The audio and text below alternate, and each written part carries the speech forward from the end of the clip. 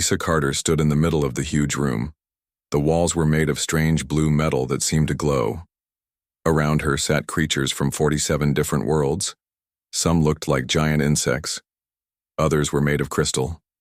A few were just floating clouds of gas that somehow could talk. Lisa was the human ambassador. She had been doing this job for 10 years. In all that time, she had never seen the alien council members look so angry. Their eyes, tentacles, and glowing parts all pointed at her. The chairman was a being called Vextar. He looked like a walking diamond the size of a small tree.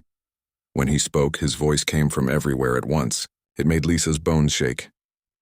"Human," Vextar said, "your people have caused too much trouble. You build too many ships. You take too many planets. You grow too fast." Lisa kept her face calm. Next to her stood Jake Morrison.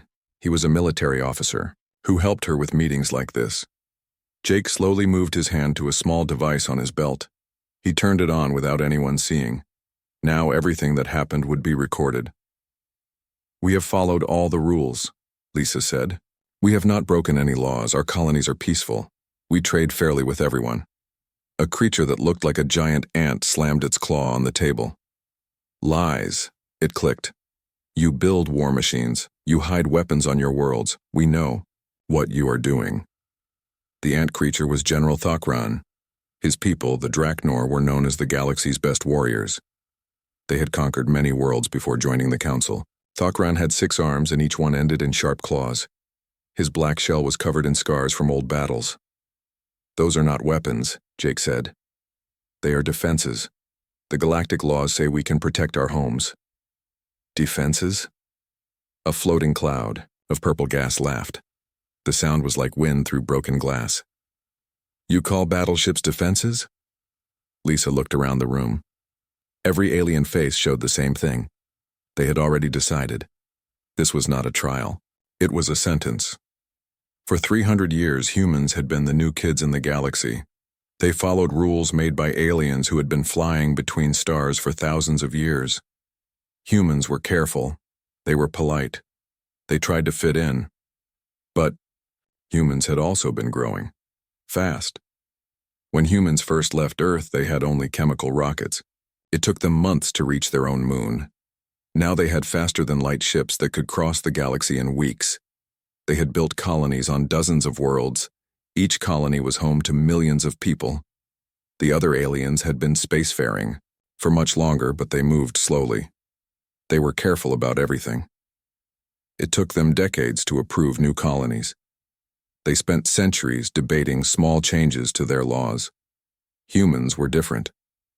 When they wanted something, they worked hard to get it. When they found a good planet, they moved there quickly. When they needed new technology, they invented it. This scared the aliens. Vextar raised one crystal arm. The room became quiet. "The Galactic Council has made a decision. Humans have 72 hours to surrender all military ships. You will also allow council inspectors on all human worlds. If you refuse, we will take these things by force." Lisa felt her heart beat faster. This was what Earth had feared might happen. The other species were jealous of human success. They wanted to stop human growth before humans became too powerful. "You are asking us to give up our right to defend ourselves," Lisa said. "You are asking us to become slaves," Jake added.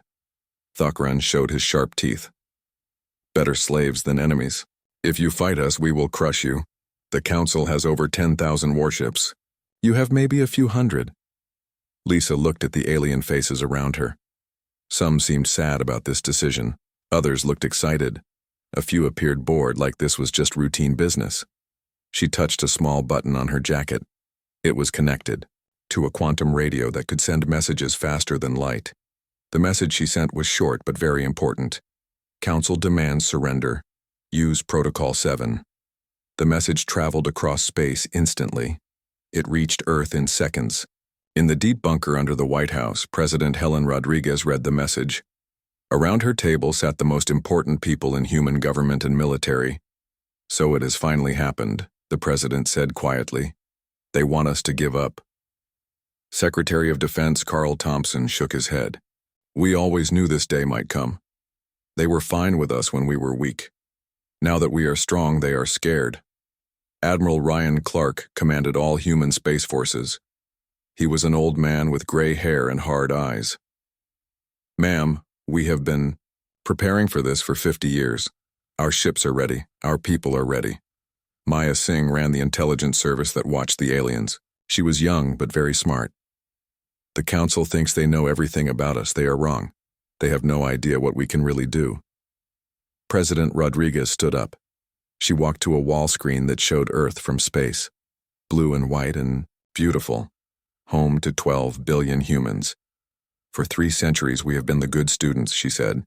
"We followed their rules. We spoke softly. We carried ourselves with dignity, but we never forgot who we are." She turned back to her advisors. "Admiral Clark, start Protocol 7. It is time these aliens learned why humans conquered their own world and reached for the stars. Show them what happens when you try to cage a species that was born to be free." The Admiral smiled. It was not a nice smile. "Yes, ma'am.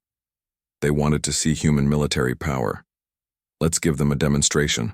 They will never forget." Outside, human ships that had been disguised as cargo vessels suddenly changed course. Space stations that looked like research labs opened hidden weapon ports.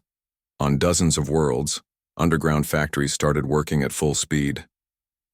The galaxy was about to learn that humans had been holding back. Now the gloves were coming off. 2 days had passed since the aliens gave their ultimatum. All across human space, things were changing fast. On Mars, Governor Peter Walsh was in his command center. Red sand blew outside the dome windows. Inside, hundreds of people worked at computer screens. "How long until the factories are ready?" Peter asked his chief engineer. 6 more hours, sir. The mining equipment is already being converted to build ship parts." Peter nodded. The aliens thought human colonies were just farms and cities. They were wrong. Every human world had been built with a secret purpose. When needed, farms could become weapons factories. Mining equipment could build spaceships. Communication towers could become military command centers. On the moon, Amy Foster ran the biggest science lab in human space. She looked like a normal researcher with her white coat and thick glasses. But Amy had been working on humanity's greatest secret for 20 years. "The quantum tunnel drives are ready," she told her team. "All ships can now move instantly across the galaxy." Her assistant, Dr. Kevin Martinez, checked the numbers one more time. "The aliens still think we use normal faster-than-light drives. They have no idea we can appear anywhere in seconds." Amy smiled. For 50 years, humans had let the aliens believe they were still using old technology. Human ships flew slowly when aliens were watching. They took normal routes between stars. They acted like they needed weeks to travel anywhere. But it was all an act. The real human ships could jump instantly from one side of the galaxy to the other. They could appear behind enemy fleets without warning. They could strike and disappear before anyone knew what happened. On a world called New Texas, farmer Bob Wilson was plowing his fields. At least, that's what it looked like. But when Bob pushed a button on his tractor, the machine split open. Inside was a factory that could build tank armor. The plow was really a metal-shaping tool. All around New Texas, other farmers were doing the same thing. Cornfields became landing strips for fighter ships. Barns opened to reveal missile launchers. Even the farm animals were not what they seemed. The alien observers thought they were looking at cows and horses. They were actually looking at mobile radar stations and communication relays disguised as livestock. In space near Jupiter, Admiral Susan Taylor commanded the human fleet from her flagship, the UCS Liberty. The ship looked normal from outside. It was big and gray like most human vessels. But inside it was packed with weapons and technology the aliens had never seen. "Report," Susan ordered. "All 27 colonial fleets are in position." "Her," communications officer said. "Each fleet reports ready." Susan looked at the numbers on her screen. The aliens thought each human fleet had maybe 12 ships. The real number was over 200 vessels per fleet. And these were not the slow, clumsy ships the aliens expected. These were fast, deadly, and very smart. "Where did we hide all these ships?" a young officer asked. "In plain sight," Susan replied. "The aliens see what they expect to see. They expect us to be weak and slow, so that's what we show them. For decades, humans had built shipyards inside asteroids. They had carved out moons and turned them into secret bases. They had even built ships inside the rings of planets where the alien sensors could not find them. Colonel Chris Bennett was stationed at the edge of alien space. His job was to watch and listen. His base looked like a small research station, studying cosmic radiation. But it was really the most advanced spy center humans had ever built. "Sir, we have been recording alien military communications for 10 years, his intelligence officer reported. "We know where every alien ship is located. We know their weapons, their shields, their weaknesses." Chris looked at the data. "They really have no idea we can intercept their messages?" "None at all. Their encryption is based on mathematical principles from 1,000 years ago. Our computers can break their codes in seconds." This was another human advantage. While the aliens had advanced technology, they had stopped innovating centuries ago. They used the same communication methods, the same encryption, the same tactics they had always used. Humans were different. They constantly improved everything. Human code breakers had been studying alien communications for decades. Human engineers had been designing counters to alien weapons. Human strategists had been planning for this war since the day humans first met aliens. Dr. Rachel Kim worked on Earth in a lab that studied alien biology. She had spent her career learning how alien bodies and minds worked, not to hurt them, but to understand them. "Each alien species has predictable behavior patterns," she explained to a group of military officers. "The Draknor are aggressive, but follow strict honor codes. The crystal beings think very slowly but never change their minds. The gas creatures are very smart but cannot work together well." "What does this mean for combat?" an officer asked. "It means we can predict what they will do. The Draknor will always attack head-on. The crystals will always defend the same way. The gas beings will argue among themselves instead of coordinating their attacks." This was perhaps humanity's greatest advantage. Humans had studied their potential enemies for 3 centuries. They knew how each species fought. They knew what scared them. They knew how to defeat them. But the aliens had barely studied humans at all. They saw humans as a young, weak species that followed orders and caused no trouble. They had no idea what humans were really capable of. President Rodriguez called a meeting of all human colony leaders. The meeting happened instantly using quantum communication.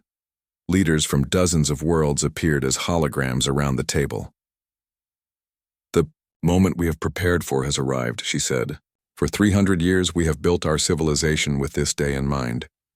Every colony, every ship, every person has been preparing for the moment when the galaxy would try to stop our growth." Governor Walsh spoke from Mars. "All industrial. Worlds report ready for full military production." Admiral Taylor spoke from her flagship.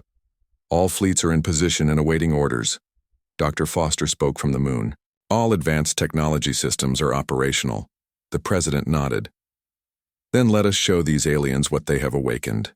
They wanted to see human military power. They think they are dealing with a young species that will surrender when threatened. They are about to learn that humans did not conquer their home planet and reach for the stars by being weak. She paused and looked at each hologram. "They think our diplomacy means we are soft. They think our politeness means we are afraid. They are wrong. We have been polite because we are strong, not because we are weak. Now they will see the difference." The order went out across human space. Ships that had been hiding for decades powered up their engines. Factories that had been disguised as farms began producing weapons at full speed. Soldiers who had been pretending to be farmers and miners put on their real uniforms. The galaxy was about to discover that humanity had been playing a very long game, and now it was time to reveal their hand. The alien council members sat in their great chamber feeling very confident. Chairman Vextar's crystal body glowed with satisfaction. General Thokron cleaned his claws and dreamed of conquering human worlds. The floating gas creatures whispered to each other about how they would divide up human technology. They expected the humans to surrender. Every species in galactic history had given up when faced with the Council's power. Humans would be no different. Then the doors opened. Lisa Carter, walked in, but she was not alone. Behind her came two people the aliens had never seen before. One was a woman in a military uniform covered with medals and insignia. The other was a man wearing the dark blue uniform of a Space Navy admiral. The woman was General Maria Santos. She had spent 30 years preparing for this moment. Her face was hard and her eyes were cold. She had seen too many battles to be afraid of threats. The man was Admiral Danny Williams. He commanded the human deep space fleet, ships so advanced that most humans did not even know they existed, ships that could do things the aliens thought were impossible. Lisa walked to the center of the chamber, but this time, she did not look diplomatic and polite. This time she looked like what she really was, a representative of a species that had conquered an entire planet and reached for the stars. "Honored council members," Lisa said. Her voice was different now, harder, more dangerous. "We have considered your ultimatum. After careful thought, humanity says no." The chamber exploded with noise. Aliens clicked, buzzed, whistled, and roared in shock. No species had ever refused a council ultimatum. It was unthinkable. Chairman Vextar's crystal body flashed bright, red with anger. "Ambassador Carter, you do not understand what you are saying. The combined fleets of 47 worlds will destroy you. Your few hundred ships cannot stand against our thousands." General Santos stepped forward. She smiled, but it was not a friendly smile. It was the smile of a predator that had been hiding and was now ready to hunt. "Chairman," she said, "you have made the same mistake that others have made throughout human history. You thought our politeness meant we were weak. You thought our diplomacy meant we were afraid. You were wrong." She gestured, and suddenly the air above the chamber filled with images. Three-dimensional pictures that showed things that made the aliens freeze in terror. The images showed alien fleets, but they were not alone. Around every alien ship, space shimmered and revealed human vessels. Dozens of them, hundreds of them, ships that had been invisible, now appearing like ghosts becoming solid. Admiral Williams spoke in a calm, quiet voice that somehow carried to every corner of the chamber. "For the past 72 hours, human forces have been moving into position. Every major alien military base is now surrounded. Every important trade route is under our control. Every alien homeworld has human ships in orbit."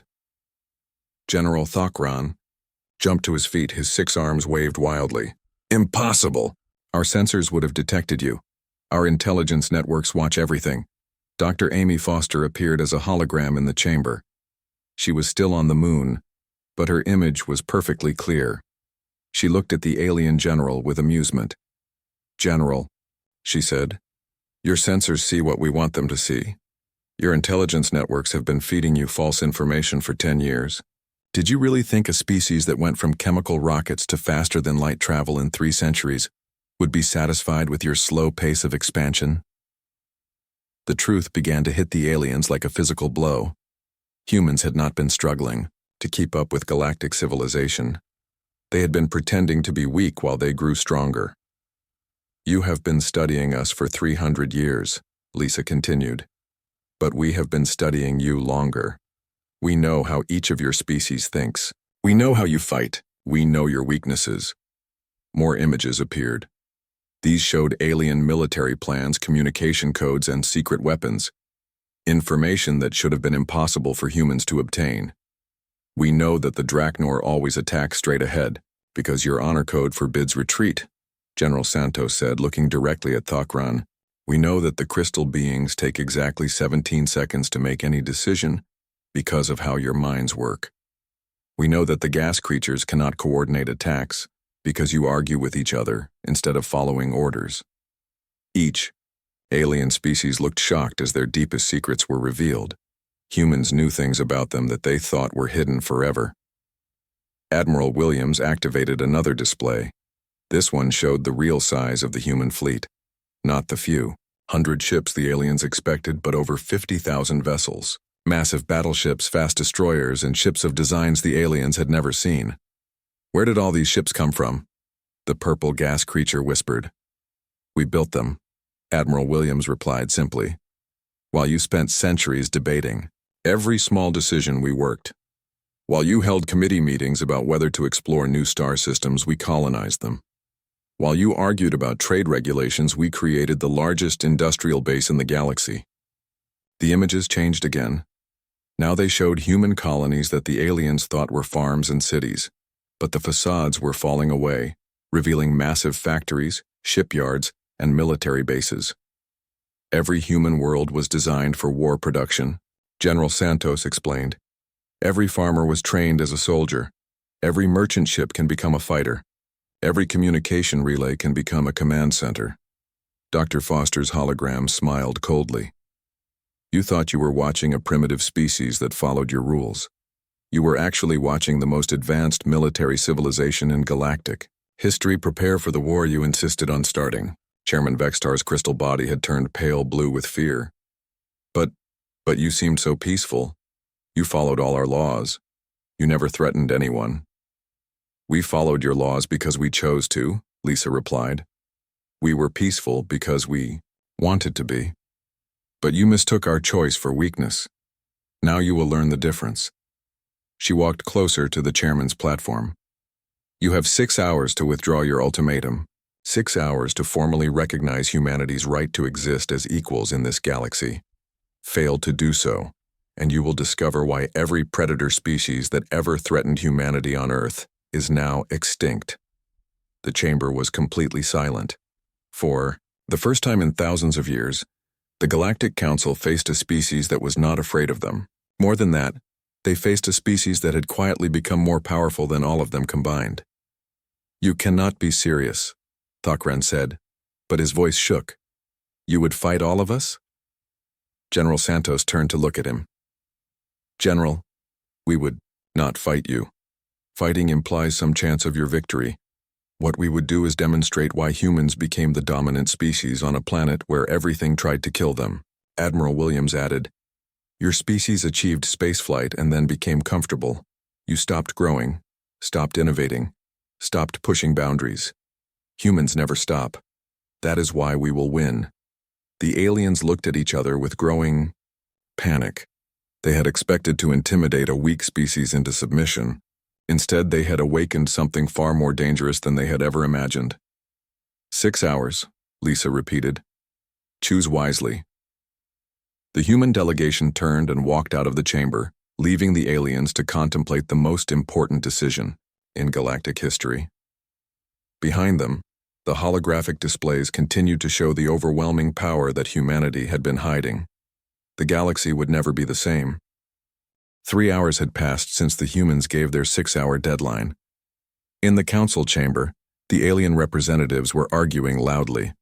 Some wanted to give in to human demands. Others refused to believe that humans could really be as powerful as they claimed. The purple gas creature that called itself Zephyr floated nervously near the ceiling.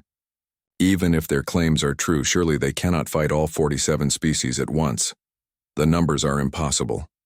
General Thakran slammed his clawed fist on the table. I refuse to be intimidated by a species that only learned to fly between stars 3 centuries ago. We Draknor have conquered thousands of worlds. Chairman Vextar's crystal body flickered with uncertain colors. He was trying to decide what to do.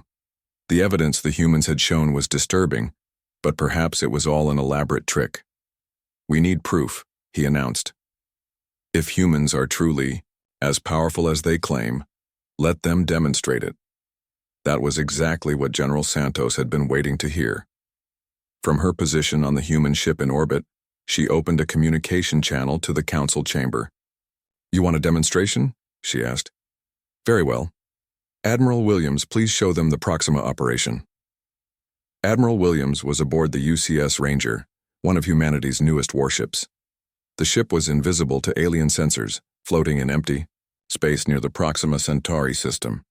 Proxima was where the aliens kept their closest military base to Earth.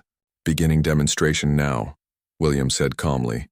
The council chamber's displays activated, showing real-time images from the Proxima system. The aliens could see their own military base clearly.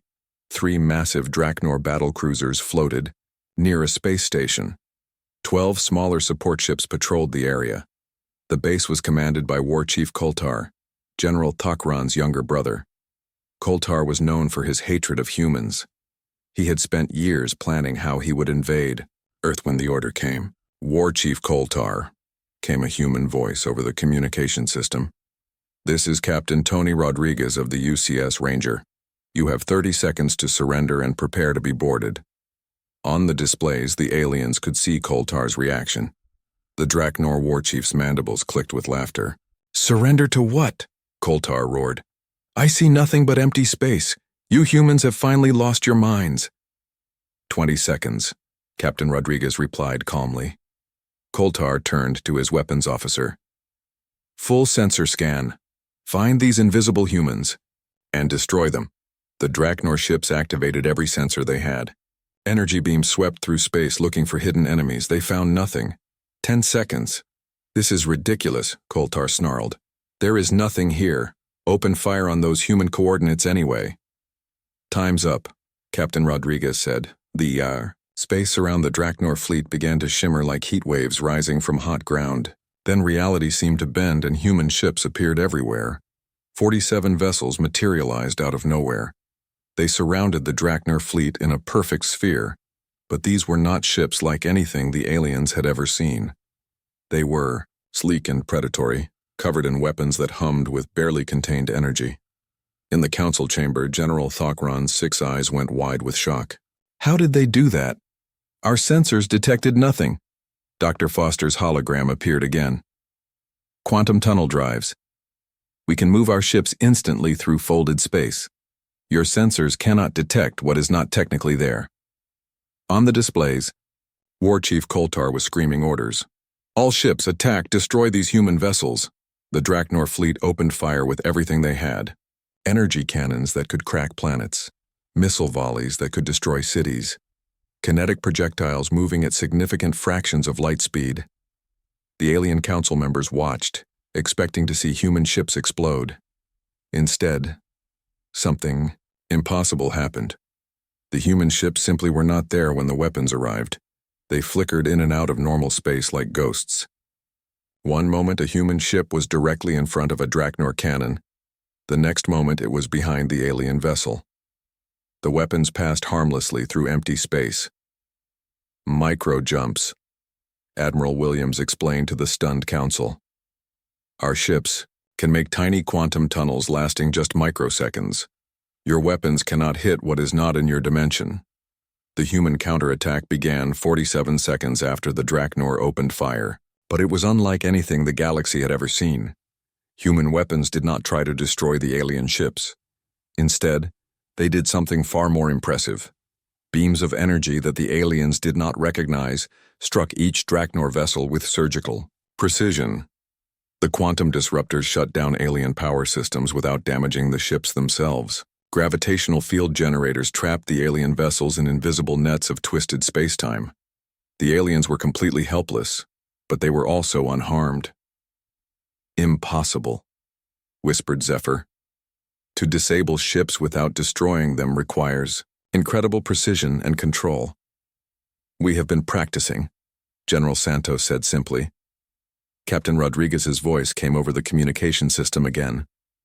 War Chief Koltar, your ships are disabled. Prepare for boarding. Human assault shuttles launched from the invisible ships. But again, they were not what the aliens expected. Instead of crude boarding pods, these were elegant craft that moved like living things through space. The shuttles attached to the Draknor ships with mechanical tentacles that cut through alien hulls like they were made of paper. Human soldiers, in advanced combat suits, poured through the breaches. The council members watched in fascination and horror as the humans moved through the alien ships. They did not rampage or destroy. Instead, they moved with fluid efficiency, like they had practiced this exact scenario thousands of times. Every Draknor soldier was stunned unconscious with non-lethal weapons. Every control system was disabled with precise electronic attacks. Every weapon was safely removed and catalogued. Within 5 minutes, War Chief Koltar himself was in human custody. The proud Draknor warrior was unconscious but unharmed, carried gently by human soldiers who could have easily killed him. Total Time for complete capture of alien base. 4 minutes and 53 seconds, Captain Rodriguez reported. 0 casualties on either side. Admiral Williams addressed the council directly. This operation has been repeated simultaneously at 17 other alien military positions. All have been captured intact. All alien personnel are unharmed but in human custody. Dr. Foster added, "We have spent 50 years studying not just your technology but your tactics, your psychology, and your weaknesses. We know exactly how each species fights, how they think, and how to defeat them without unnecessary violence." The council chamber was completely silent. The most powerful military forces in the galaxy had been neutralized in less than 5 minutes. Not destroyed, but captured so completely that they could not even fight back. "You could have killed them all," Chairman Vextar said quietly. "Yes," General Santos replied. "But we are not monsters. We are humans. We fight to win, not to destroy. When we defeat an enemy, we try to make them into friends." General Thokran stared at the display showing his brother in human custody. "Your soldiers.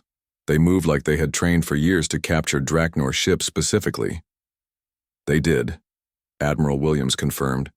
"We have detailed training, programs for fighting every species in the galaxy. Not because we wanted war, but because we wanted to be ready if war came to us."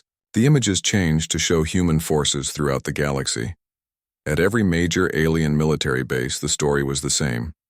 Human ships had appeared from nowhere. Alien defenses had been bypassed effortlessly.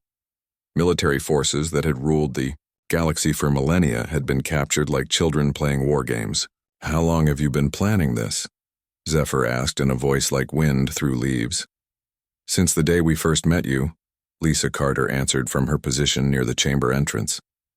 "We knew that eventually, our growth would threaten the established order.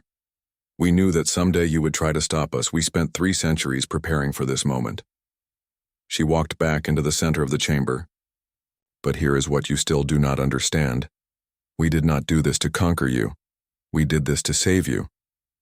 The aliens looked confused. How could conquest be salvation? "Your civilizations are stagnant," Dr. Foster explained. "You achieved spaceflight and then stopped growing. You have vast potential, but you waste it on maintaining old systems and old fears." General Santos nodded. "We could have destroyed you. Instead, we captured you. Now we can show you what cooperation looks like instead of domination." Admiral Williams smiled. "The galaxy is vast and full of wonders. There are thousands of worlds to explore, new civilizations to meet, and discoveries to make. But you cannot do it while you are afraid of change and progress." Chairman Vextar's crystal body slowly changed from red to blue to a color the humans had never seen before. You did all this to help us?" "We did this to give you a choice," Lisa replied. "You can continue trying to control the galaxy through fear and ancient laws, or you can join us in exploring what lies beyond the known stars." The demonstration was over. The humans had proven their point completely. But more than that, they had shown the aliens something new. The possibility of a future where strength was used to protect and help, rather than to dominate and control. The next move belonged to the Galactic Council. 1 week after the human demonstration, everything had changed.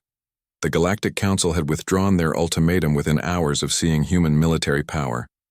But the real changes were just beginning. President Helen Rodriguez arrived at the EU Alien Council world aboard the UCS Constitution.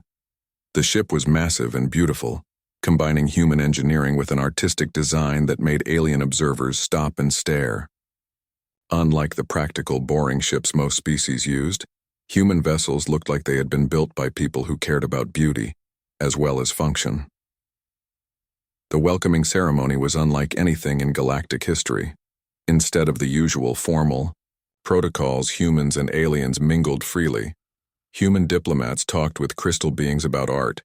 Human scientists discussed discoveries with gas creatures. Even the warrior Draknor seemed interested in human military tactics. Chairman Vextar approached President Rodriguez personally.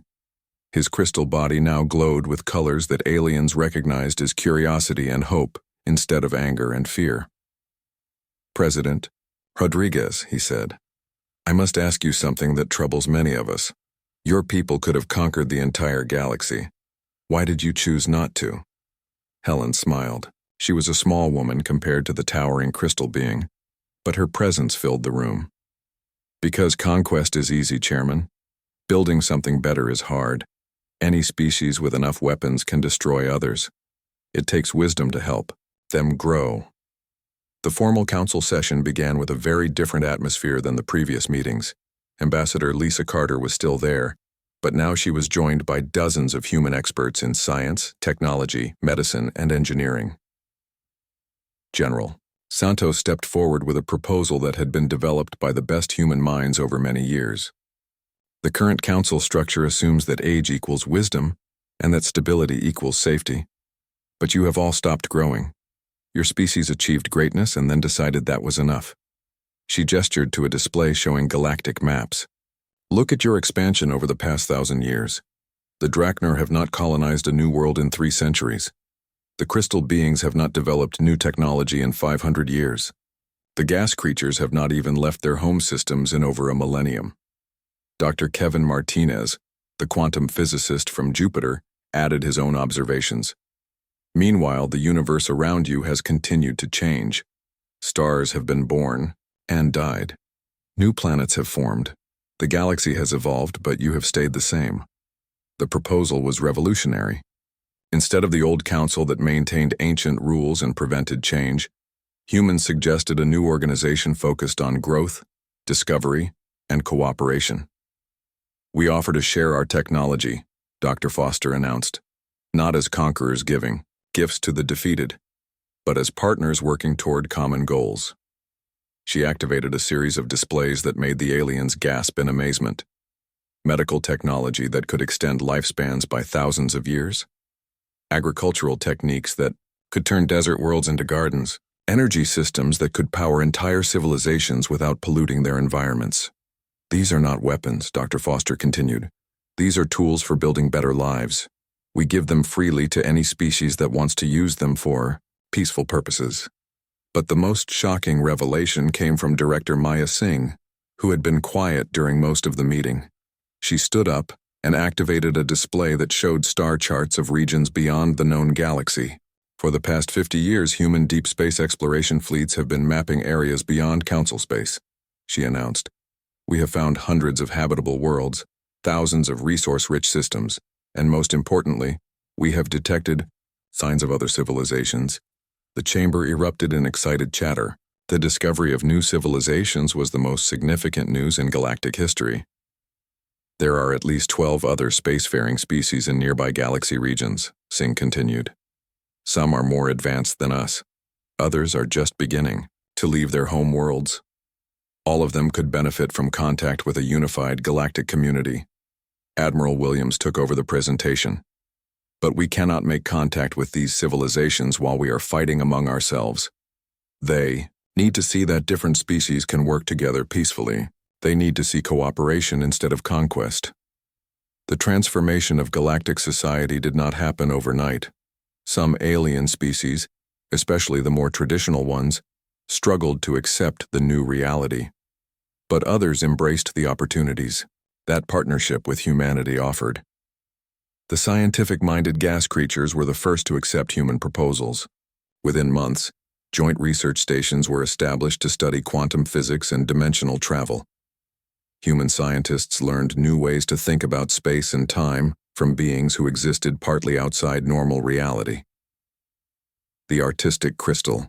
Beings began collaborating with human engineers to design ships and buildings that were both functional and beautiful.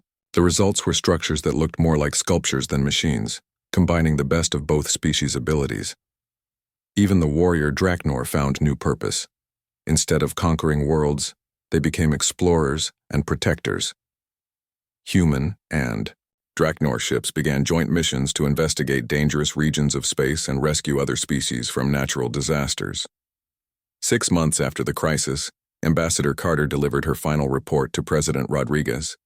The two women met in the observation deck of a space station orbiting the galactic core, watching newborn stars light up the cosmos.